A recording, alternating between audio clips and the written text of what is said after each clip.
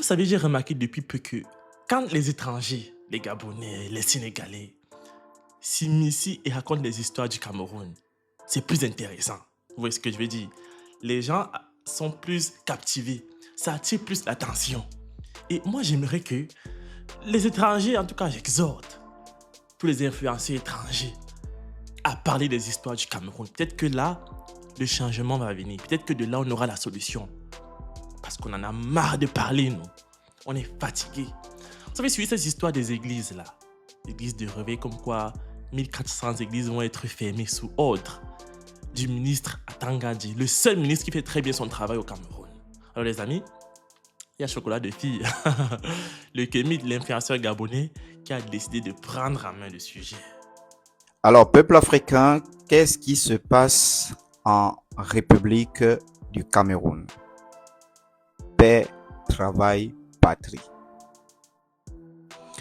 Il se passe que le gouvernement camerounais, et notamment le ministre Atangandji, que je viens féliciter et soutenir ici à 100%, a décidé, suite au meurtre sanglant d'une petite fille de 9 ans par une adhérente d'une église du réveil très méchante et sale, qui a été envoyée par son pasteur franc-maçon diabolique et méchant pour aller assassiner de sang-froid une petite fillette qui était restée chez elle à garder ses petits frères.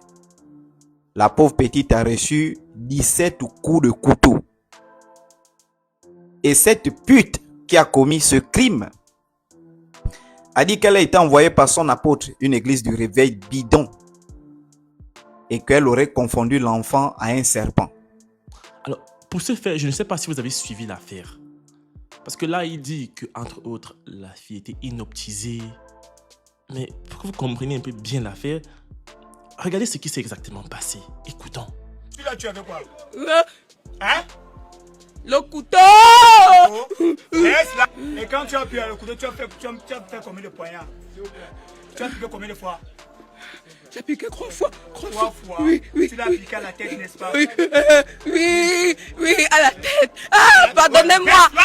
Suite à cela, le ministre de l'administration territoriale du Cameroun, M. Atangandji, a convoqué tous ces margouillards propriétaires des églises du réveil, ces boutiques du réveil. Il a rappelé premièrement une chose, qu'il va fermer 1400 églises du réveil. 1400 églises du réveil. Monsieur le ministre, je vous soutiens à 100%. Moi, Chocolita de la Mamma Mia. Et j'arrive à Yaoundé. Vous m'alignez 30 faux pasteurs, j'écrase et vous fermez leurs églises. Je vous ai appelé pour dire, nous évoluons avec le temps. Et la foi en Dieu, c'est chacun qui va amener son âme au voir Dieu.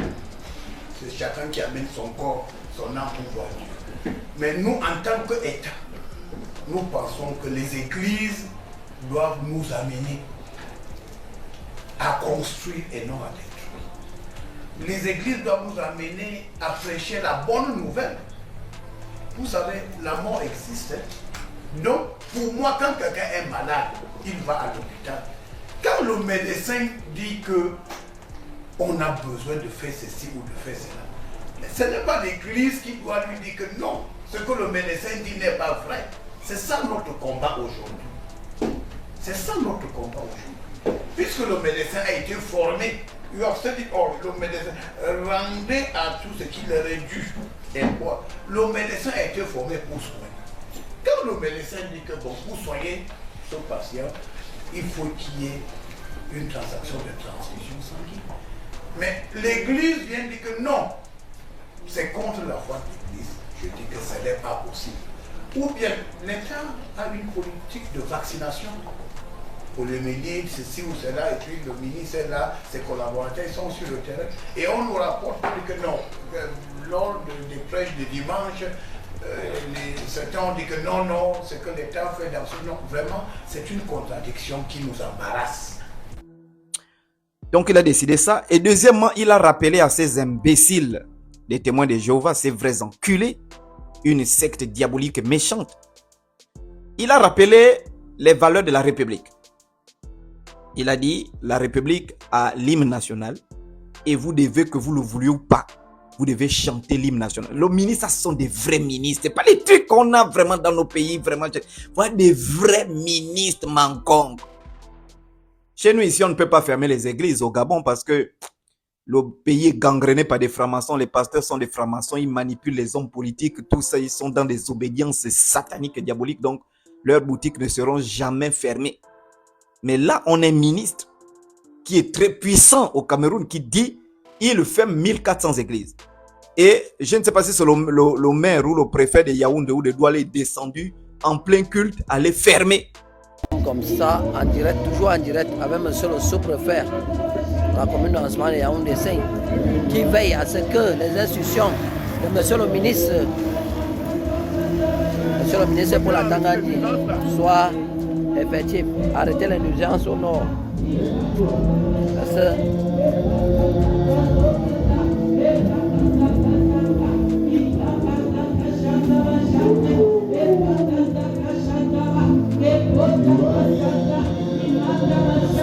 qui accompagne son agent. Vous voyez, il y a trop de bruit.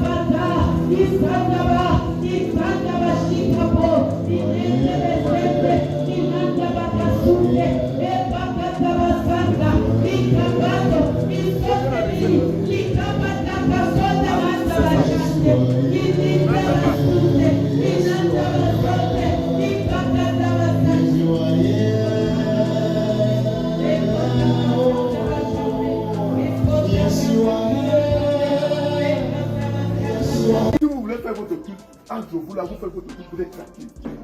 Tout le bruit que vous faites dans tout le quartier là, ça sert à quoi? Vous pouvez faire votre culte tranquillement entre vous. Vous priez Dieu comme tout le monde fait. Est-ce que vous êtes obligé de faire le bruit? Jusqu'à quand je sors, je suis obligé de sortir dimanche. Parce que les gens au quartier, ils ne respirent pas avec vous. Même Dieu n'a pas accepté que vous fassiez le bruit et les gens ne dorment pas chez eux. Dieu que vous prétendez servir là, vous pensez qu'il fait que pourtant que vous dérangez. Que les gens ne peuvent pas dormir chez eux, les malades ne peuvent pas se reposer, les élèves ne peuvent pas étudier. Parce que vous faites le bruit, vous pensez que c'est le vrai Dieu là, il peut accepter que vous faites le bruit et vous empêchez les gens de rentrer chez eux. Vous allez tirer la porte. Voilà le Seigneur que j'ai mis, vous allez demander à votre pasteur de venir à la sécurité. Il faut prendre la question de servitude. Votre église est fermée. Jusqu'à arriver la vie. Vous avez compris? Vous allez prier chaque péché. Des églises. Je soutiens le gouvernement camerounais à 100%. Monsieur le ministre, je vous soutiens. Il faut chasser ces imbéciles de notre Afrique. Peuple camerounais, l'affaire à suivre. On va suivre comment toutes ces boutiques seront fermées. Merci beaucoup aux autorités camerounaises. La pire des choses, c'est que les pasteurs de réveil sont toujours mis en vue dans les médias quand il y a des choses négatives. Les pasteurs de réveil ne sont pas mis dans les médias quand il y a des choses positives. Déjà, il faut établir les faits. Allez-y. Cette fille dit avoir reçu l'ordre de son pasteur. Il faut voir si c'est déjà vrai. Parce qu'on peut utiliser le nom de quelqu'un pour gérer un dossier. Peut-être parce qu'on est étouffé. Il est bien vrai. Je ne voudrais pas dire qu'il n'y a pas de faux pasteur. Le milieu a beaucoup de travail à faire. Notre milieu a beaucoup de travail à faire par rapport à l'éducation. La Bible demande qu'on doit étudier. On doit ouvrir l'intelligence. De mindset, il faut élever. Victoire, alléluia, chantons, prions de joie. Jésus-Christ a vaincu le tombeau. Victoire, victoire, alléluia, chantons, prions de joie. Jésus-Christ a vaincu le tombeau. Galilée, Galilée, Galilée, Galilée, Galilée, moi j'irai bien de Galilée. Jésus m'a choisi pour annoncer à tous ses frères, il est ressuscité. Voilà le ministre le plus puissant actuellement de l'Afrique centrale. Et qui est, je vous soutiens au nom de nos ancêtres, monsieur le ministre. Moi, Chocolita de la Mamamia, depuis le Gabon, je vous soutiens. Vous êtes un vrai ministre. Cet homme-là, on sent qu'il a les madungu. Mais tous les petits pasteurs que suivent, les gens qui qui parle avec Dieu. Vous mentez dans vos églises que vous parlez avec Dieu. Maintenant, voici quelqu'un qui ne parle pas avec Dieu, il vous gronde. Vous êtes là-dessus. Les gens, j'ai vu la vidéo, ils sont déjà comme ça, ils se regardent. Ils se regardent. Personne ne pouvait parler.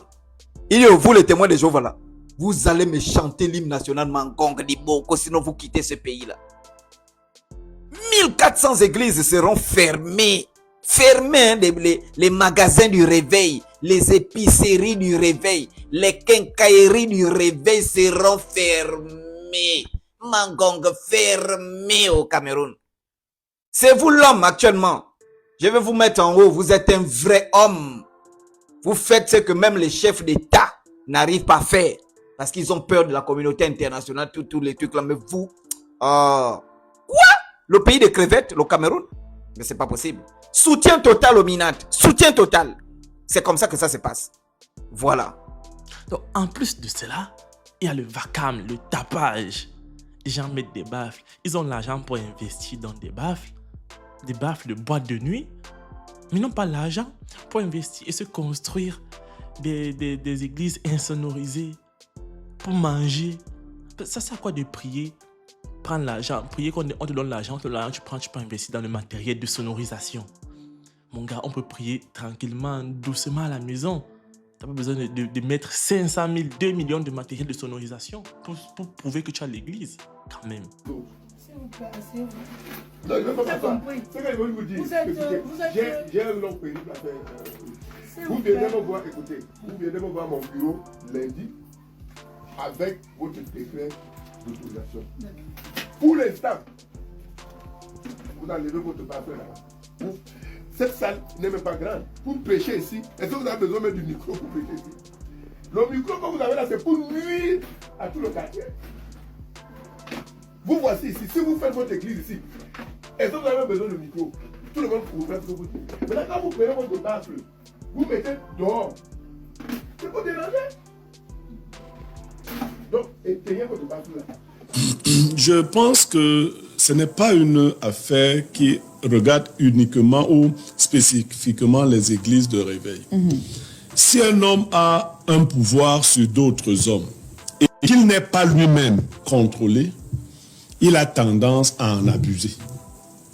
Si un homme a un pouvoir sur d'autres hommes et qu'il n'est pas lui-même contrôlé, surveillé, il a tendance à en abuser. C'est pour... Et maintenant, si vous prenez ce postulat, vous l'appliquez aux églises de réveil, vous comprendrez ce que je veux dire. Et il a évoqué un peu. La plupart des églises de réveil n'ont pas une structure institutionnelle. Un type crée son église et il est l'alpha et l'oméga. Vous comprenez? C'est lui qui décide de tout. Parce que si les pasteurs de l'église presbytérienne, les prêtres de l'église catholique ont les mêmes travers, ils ont les mêmes vices, sauf qu'ils sont encadrés. Un prêtre ne peut pas prendre une famille et venir faire habiter chez lui. Vous voyez? Très vite, avant même l'évêque, il y a déjà celui qui dirige, on l'appelle le vicaire. Le vicaire va lui dire que, hey, on vient de dire que... Or, ces pasteurs, pour la plupart donc, qui n'ont aucune autre autorité au-dessus d'eux, ont tendance à devenir des gourous. Première chose.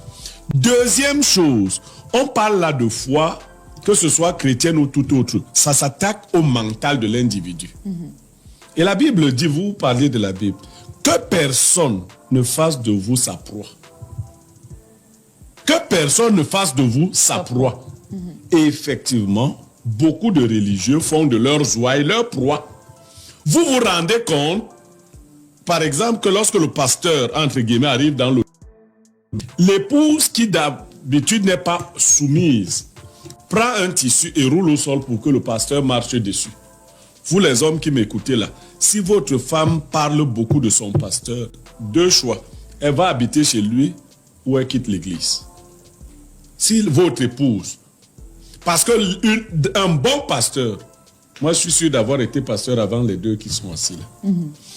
Un bon pasteur enseigne la parole de Dieu qui dit, femmes, soyez soumises à vos maris comme au Seigneur, car le mari est le chef de la femme comme Christ est le chef de l'Église. Cette comparaison est très importante. Le pasteur n'est pas la personne à laquelle l'épouse de quelqu'un doit être soumise. Elle doit lui obéir comme tous les autres chrétiens. Elle doit obéir à l'ordre de Dieu. Mais la femme, si le mari dit à la femme, et la Bible le dit, de ne pas aller à l'église, que dit la Bible? Elle obéit au pasteur ou à son mari? À son mari. Il y a une hiérarchie. Non. Il s'agit des choses spirituelles. Non. Elle doit écouter celui qui est avancé. C'est qui? Dans les choses spirituelles, elle doit écouter le pasteur. Voilà donc. Pour les choses spirituelles. Ce n'est pas pour la destruction. Ce n'est pas pour la destruction. Je voulais dire quelque chose. Vous n'avez pas bien écouté. Non. Je reviens en arrière. Non, tu auras le temps de revenir. Oui. C'est bon.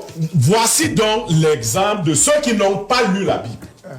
Vous n'avez pas lu, parce qu'on va parler de Bible. Vous allez me montrer le verset dans lequel on dit, et moi je vais vous montrer dans le verset dans lequel on dit que si l'homme s'oppose, si votre mari, c'est en Corinthiens, si le mari s'oppose, que la femme croyante ne s'oppose pas à son mari non croyant, vous n'avez pas lu la Bible. Qu'elle soit obéissante comme Sarah l'était vis-à-vis d'Abraham. Afin que l'obéissance est réciproque. Écoutez l'enseignement. L'obéissance n'est pas une partie. Vous n'avez pas, vous ne pouvez pas m'enseigner. Vous ne pouvez pas, vous n'avez pas qualité. Je vous laisse parler, mais vous n'avez pas qualité de m'enseigner. Parlez et moi je vous enseigne. Non, vous ne pouvez pas m'enseigner. Dites d'abord. Vous n'avez pas qualité de m'enseigner. Non, vous avez cité quelques passages. Non, je vais citer. Et vous voulez dire que vous n'avez pas qualité. Vous ne pouvez même pas citer toute la Bible. Quelques passages que vous avez retenus. Vous utilisez, vous croyez que vous voulez assommer le pasteur. Vous n'en avez pas qualité, vous n'avez pas la connaissance, il vous manque la connaissance. D'accord. Donne-nous la parole tour à tour. Voici ce que je dis. Je dis que la Bible qu'il utilise règle ce problème. Dans l'épître de Paul aux Corinthiens, Paul se prononce parce qu'on lui pose la problématique que si nous femmes qui sommes mariées, nos maris non croyants n'adhèrent pas, que devons-nous faire? L'apôtre Paul se prononce de manière claire que la femme croyante n'entre pas en conflit avec son mari, mais qu'elle ait une conduite chaste et modérée, et qu'à travers son comportement à la maison, elle finisse par adoucir le cœur de son mari afin qu'il s'aligne. Voilà ce que l'enseignement dit. Maintenant, les faux pasteurs disent que la femme mariée doit se soumettre en premier au pasteur et désobéir à son déclaration d'engagement. C'est ce que tu as dit. C'est tes déclarations d'engagement. Bon, maintenant, déclaration d'engagement. Moi, je suis plus dur que lui. Dis ce que la Bible dit sur la question. Moi, je ne veux pas que ni ma femme ni mes enfants viennent dans vos églises-là. Et je connais les conditions. C'est le professeur qui parle. Oui. Quand Jésus entre dans ta famille, il te demande. Non, Jésus n'est pas entré de force dans la maison de quelqu'un. Jamais. Quand Jésus a été chassé. C'est lui qui t'a créé. Non, Jésus a été chassé. C'est lui qui a créé le professeur. Non, Jésus ne m'a pas créé. Jésus t'a créé. Tu es la décision de Jésus. Moi, je vis. Tu es la décision de Jésus. Non, Jésus n'est pas créateur. Jésus est créature. C'est Dieu qui est créateur. Vous voyez? Jésus ou homme ou Jésus Dieu? Non, il n'y a pas de Jésus. Allons dans les Écritures. Que disent les Écritures? Je suis dans Colossiens 1, à partir du verset 16. La Bible est claire, tu peux ouvrir. Non, tout a été créé par Jésus et pour Jésus. Jamais de la Jésus contredit la parole de Dieu. Comment ça va marcher? Comment tu vas écouter? Jésus répond clairement. On l'appelle bon maître. Il répond, il n'y a de bon que Dieu seul. Mais je vais plus loin en Timothée. Il dit, il y a un seul médiateur entre Dieu et les hommes, Jésus-Christ homme. C'est en Timothée. Donc, Jésus Dieu. Désolé. Un Dieu ne meurt pas. Tu ne connais pas la Bible. Mais toi, tu veux même enseigner ce que je connais. Une fois pour que toi, je dois t'enseigner. Très bien, très bien. Je dois t'enseigner de la Bible. Je dois t'enseigner de la Bible. S'il prétend connaître la Bible, tu vas organiser une émission parce qu'il ne me connaît pas. Il m'a seulement vu à la télé. Tu vas organiser une émission, on va parler de la Bible, de Genèse jusqu'à Apocalypse. Je vais lui donner le titre de chaque livre de la Bible et la problématique de chaque livre de la Bible, de Genèse jusqu'à Apocalypse. On va d'abord te former. On va y arriver. Avant toi, il n'y a pas de problème. Écoutez, Tu as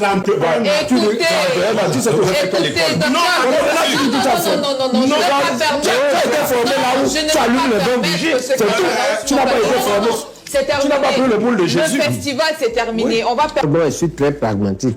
La première chose, c'est que il s'agit ici de la contribution ou de la complicité de crime d'un pasteur vis-à-vis d'une adolescente. Oui. C'est condamnable. Le procureur de la région du centre doit se saisir, je l'appelle ici, à se saisir de cette affaire, de vérifier l'implication du pasteur parce qu'il peut la vérifier à travers nos PJ. Et si il a effectivement dit ça, il faut le mettre aux arrêts.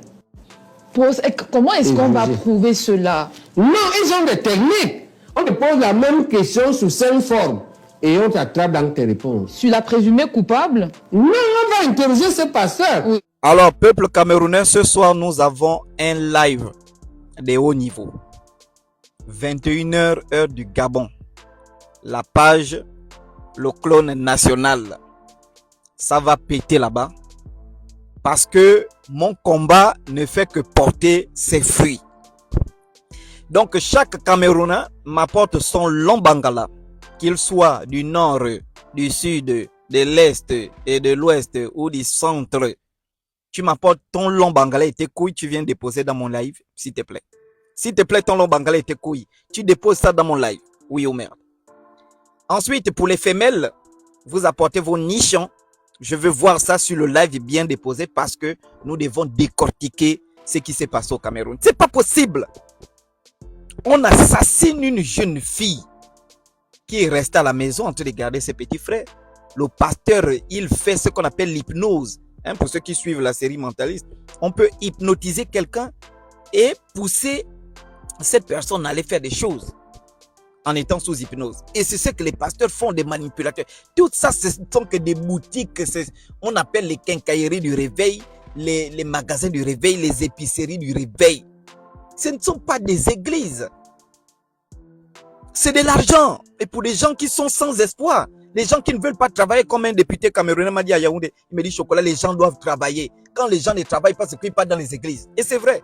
Regarde cette conne-là, on sent qu'on la baise mal dans les églises. Et elle voit le préfet vraiment comme si c'était l'envoyé de Satan. On a fini de la coucher, elle est derrière. Les femmes brunes que vous voyez qui sont derrière les églises, là, ce sont elles qui baisent même avec les hommes du diable, les faux pasteurs. Là. Elle ses fesses, là, on a fini de l'entourer, elle est là. Donc ce soir, nous avons live, pardon. S'il vous plaît, 21h pile. Vous m'amenez vos testicules et vos nichons, j'ai décortique ça sur place. Merci beaucoup. Moi, j'aimerais juste te dire, le combat ici, parce que peut-être que les gens se perdent.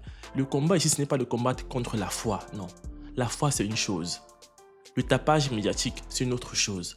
Le fait d'ouvrir une église sans autorisation, sans déclaration, ça, c'est encore autre chose.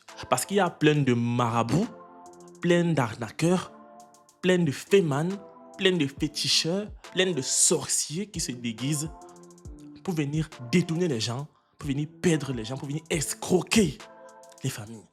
Donc ça doit même les premiers à se mettre même devant là, au créneau pour dénoncer, critiquer cette histoire. Ça doit être d'abord les gens des églises de réveil. Mais non, ils essaient de défendre. Vous défendez quoi? Maintenant, de dire par exemple aux témoins de Jéhovah qu'ils doivent respecter l'État, mais on ne peut pas entrer, c'est d'ailleurs même interdit, dans la pratique de la foi, de dire à quelqu'un de se mettre en marge des exigences de la foi. Parce que, disons que ce que les témoins de Jéhovah font au Cameroun ne le font pas uniquement au Cameroun. Le fondement de leur foi est biblique. C'est dans le livre de Jean, chapitre 18, verset 36. Il est dit clairement là-bas que mon royaume n'est pas de ce monde. Chaque fois que vous rencontrez un témoin de Jéhovah, c'est ce qu'il vous dit. C'est ce qui justifie donc... Chez eux, on ne donne pas à César ce qui est à César. Oui, chez eux, on ne fait pas les concours de l'armée, on ne fait pas les concours de la police, on ne vote pas. On n'est pas militant d'un parti politique, on ne salue pas le drapeau. Et il y a toutes ces pratiques-là, mais ça fait partie de leur mode de fonctionnement. Parce que pour eux, la priorité, c'est de servir le royaume de Dieu. Et comme le royaume de Dieu n'est pas de ce monde, tiré de l'enseignement biblique, ils ont donc une manière de se comporter. Donc soit on les accepte dans cette manière de se comporter puisque l'État est laïque, soit le Cameroun cesse d'être un État laïque. Maintenant, à ce qui concerne les dérives. Non, mais si on leur dit que vous fonctionnez comme ça, si vous ne le faites pas, puisqu'on fonctionne avec un décret. Je sais, Georges, et dans votre foi, ce décret, dans votre foi, peut-être que tout ce que vous faites là-bas est conforme à l'État du Cameroun. Mais imaginez un seul instant que ce qui est même le fondement de votre foi ne soit pas ce qui est communément partagé et qu'on vous dise que cessez d'être cela. Oh, c'est ça qui vous permet d'aller au paradis dans votre définition. Qu'est-ce qu'on fait? Lorsque une famille religieuse dit, par exemple, on lance une campagne de vaccination, dit que non, vraiment, n'y allez pas, c'est le diable, cette affaire de campagne de vaccination. On véhicule cela et les gens finissent par mourir. Certains ne vont pas à l'hôpital parce qu'on fait des prières jusqu'à ce que mort survienne. Est-ce qu'on peut laisser prospérer des courants comme ceux-là qui peuvent être contagieux? Mais l'État doit contourner.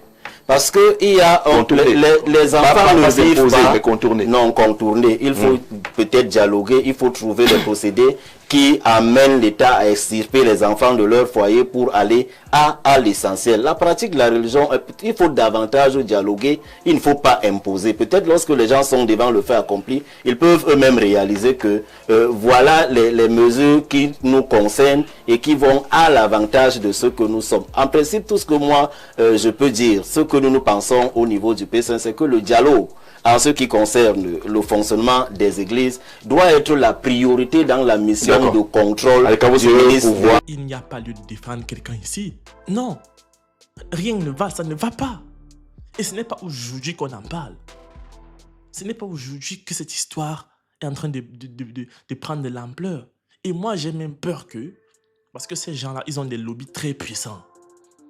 Ces gens-là sont très puissants. J'ai même peur que cette initiative du ministre Atanga Ndji soit avortée. Ça sera bon, il va peut-être mettre sur pied un mécanisme. On va voir 2-3 vidéos, mais il va peut-être recevoir un appel de quelque part, de quelqu'un. On va lui dire calme-toi d'abord. Calme-toi d'abord et laisse d'abord l'histoire comme ça se dérouler.